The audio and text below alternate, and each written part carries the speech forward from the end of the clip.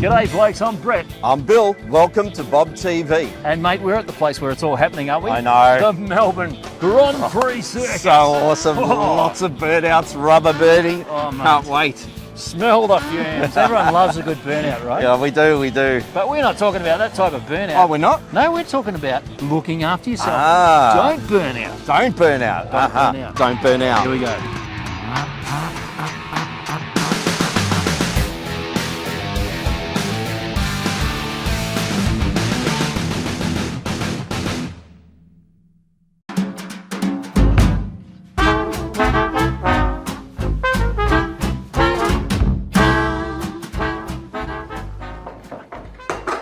What is it, Jones? Sorry to interrupt, sir, but it's headquarters and they've asked for you specifically. Don't tell me. Body in the library, one in the drawing room, perhaps? No, it's actually worse than that, sir. It's affecting men between the ages of 30 and 60 all over town. Huh. It's called burnout. Burnout? Well, this sounds like a case to be solved. A mystery case at that, Jones. And only the best would do. Inspector Solver is onto it. Let's go. Dilly-dallying. Come on. Off you go. Tally-ho.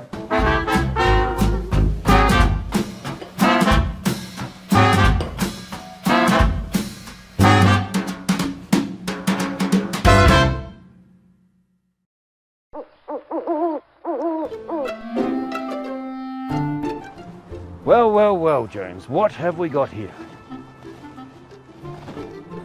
Conundrum, indeed. Landscape gardener, 37 years old, self-employed. Arrived at 7:05 a.m. Really? You got all that from observation? No, Jones, I'm merely ready to report. This is a case of burnout. Yes. How can you tell, sir? He had nothing left in his tank. All right, carry on.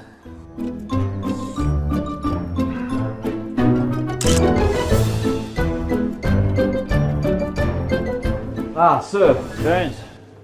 Yes. Mr. Cook, waiter, kitchen hand, chef, dishwasher, in the prime of his life. It's a tragedy, Jones. Yet another one. Do you think it's... Yes, Jones, burnout. He clearly had too much on his plate.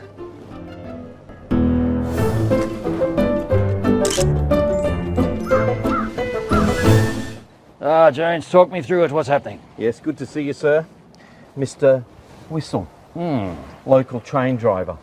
His life appeared to be on track and poof. Well, appeared to be, Jones. Obviously a case of burnout. Really? How can you tell? He ran out of steam. Hey Bill, how often do we find ourselves just feeling like we're burnt out? Yeah, you're right. I think these tyres have seen a few burnouts, Brett, actually. But you're right, Brett. I mean, life can get very busy for us blokes and it can go really fast. And blokes are feeling like they're not finding time for themselves. Yeah, you're right. And when we talk about time for ourselves, we're not obviously talking about being selfish with our time or prioritising ourselves above everyone else. Yeah. We're just talking about finding that work-life balance so that you don't burn out.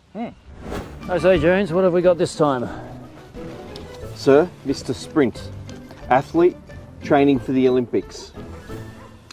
Well, it's obvious it's a case of burnout. Really? How can you tell? He ran himself into the ground.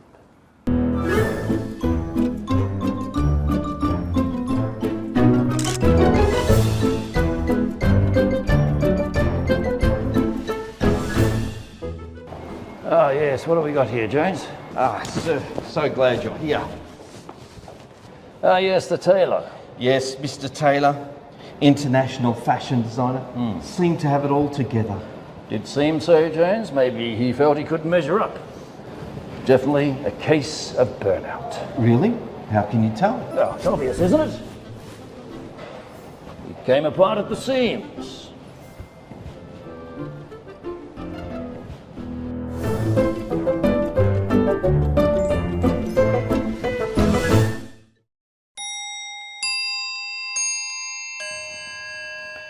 So many victims, sir.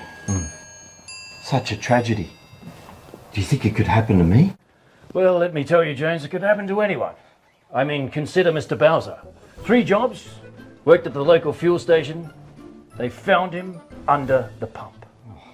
And what about Mr. Crane, construction worker? He came crashing down. And over here, Jones, Mr. Rook, international chess champion. Let me guess, sir. He fell to pieces? Leave the puns to me, Jones. Leave the puns to me. Wait a second. Oh my goodness, Jones, I've been a fool. It's been right in front of me all this time. There's a common thread. What is it? What have you found? Each one of these victims didn't have a hobby. They live to work, they work to live. Look at them. Burnout. No me time, no time for themselves. You right, Jones? Sir? Yeah. Sir? Jones? Jones! Jones. Sir, Yes? I can't feel my fingers. Everything's going dark. Stay with me, man. Stay with me. I'm afraid. What have you been doing, Jones? What's this? I'm afraid I've been burning the candle at both ends. Jones, you fool! Please, sir, I don't want to suffer burnout. What do I do? Oh, Jones, for goodness sake, man, get yourself a hobby. I've got my teacups. What do you like? I like taking photos. Well, there you go. Case closed. Sit up, Jones. Here, have a nice cup of tea. What is it with you British and cups of tea?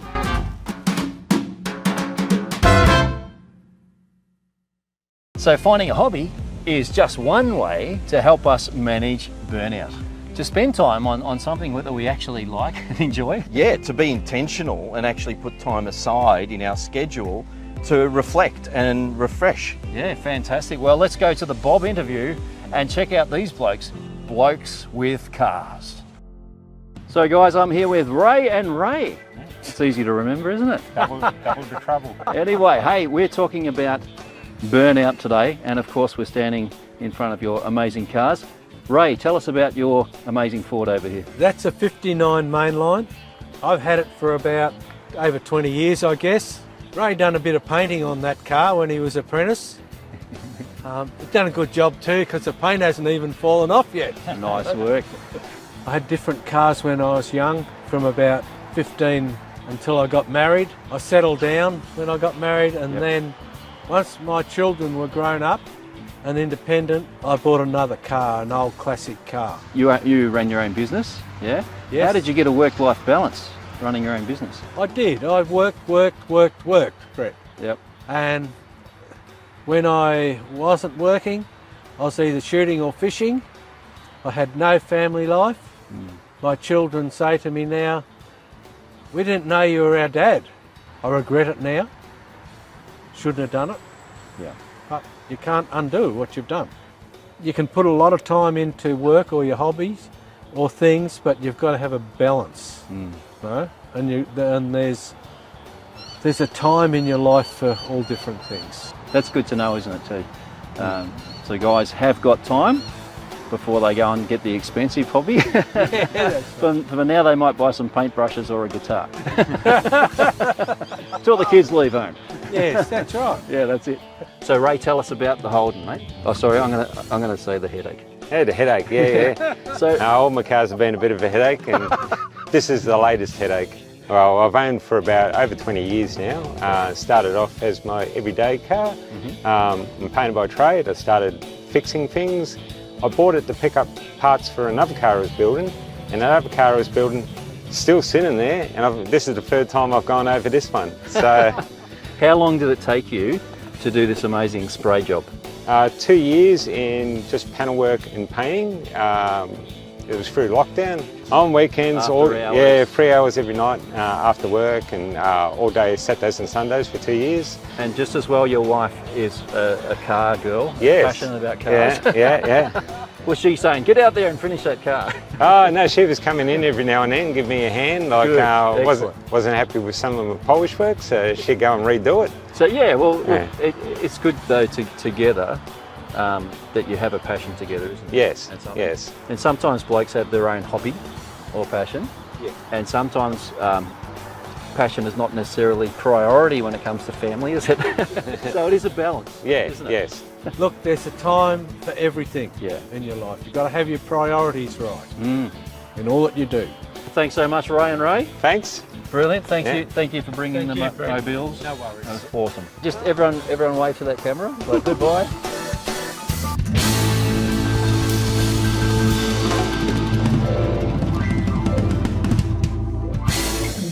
Hey, as blokes, we're attracted to life in the fast lane. Fast cars, fast money. I mean, we love it. But let's be honest, living life in the fast lane also comes with its dangers. Burnout, and life can fizzle in any moment. You know, in order for a Formula One car to perform at its optimum, it has to be so finely tuned, so looked after to the nth degree, because if they get it wrong, the consequences are dire. You know, Jesus talks about a story about a man who was working so hard, grinding so fast, trying to create success and wealth for his future. But little did he know that that night his life would be required of him and his story would actually end. And what was it for? You know, there's a scripture that talks about life being like a vapor, a mist, starting here, ending there, gone in a minute, and it could be all over. So what are we grinding and working so hard for? It can't be just for success. In order for us to work at our performance, peak performance, which means creating the greatest impact on our life and the life of those we love, the only way to do it is we have to stop and fine tune and relax. So why don't you take the time to slow down today, get out of the fast lane and find something you enjoy doing. Try it today. Thanks for watching Bob TV, blokes. We hope you enjoyed the episode. Don't forget to like and subscribe and hit that notification button. See you next time on Bob TV. If you'd like to know more about this topic or answers to life's big questions, check out BunchOBlokes.org. International chess champion. Let me guess. You fell to pieces.